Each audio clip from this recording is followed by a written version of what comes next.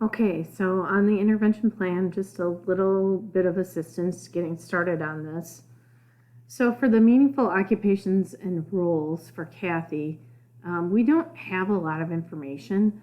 We don't have a lot of background, likely because they may not know who she is really yet.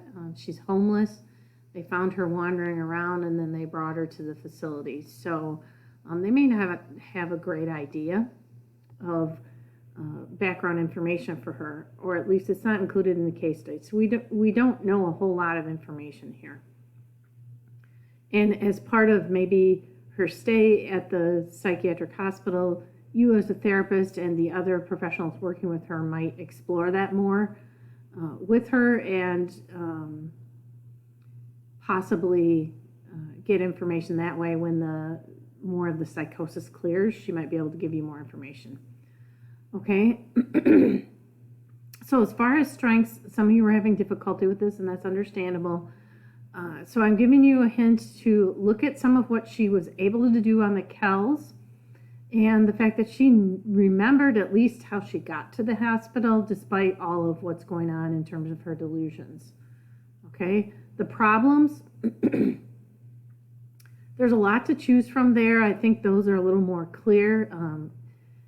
It might become difficult in that there's so many things going on that you might not know where to start. So look at, again, that chapter on the ego, chapter 5, I believe, in the Cole text. That might give you the wording and the concepts to kind of frame what's going on with Kathy.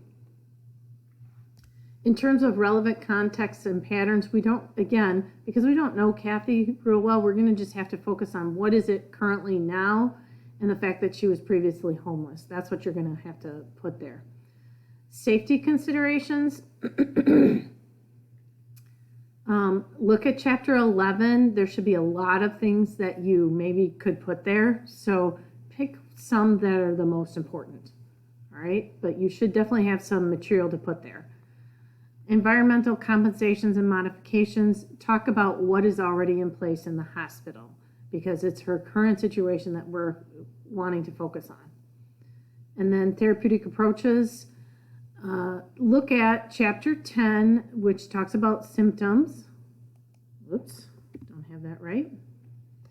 Anyway, and then chapter 11,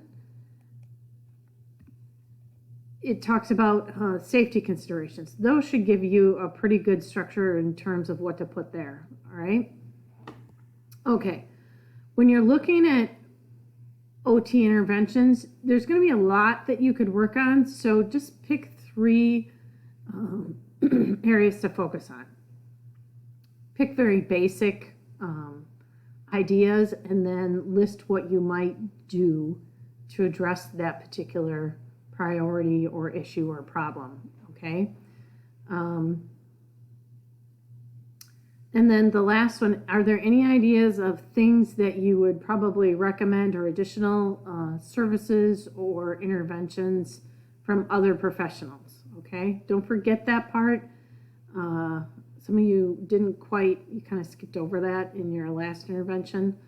But hopefully this gives you a little bit better way of structuring your intervention for Kathy.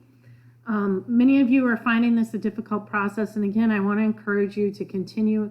Yes, it's difficult. It's something it's a hard process. We're pulling together everything that you've been learning for the term and concepts not only in this class, but other classes as well.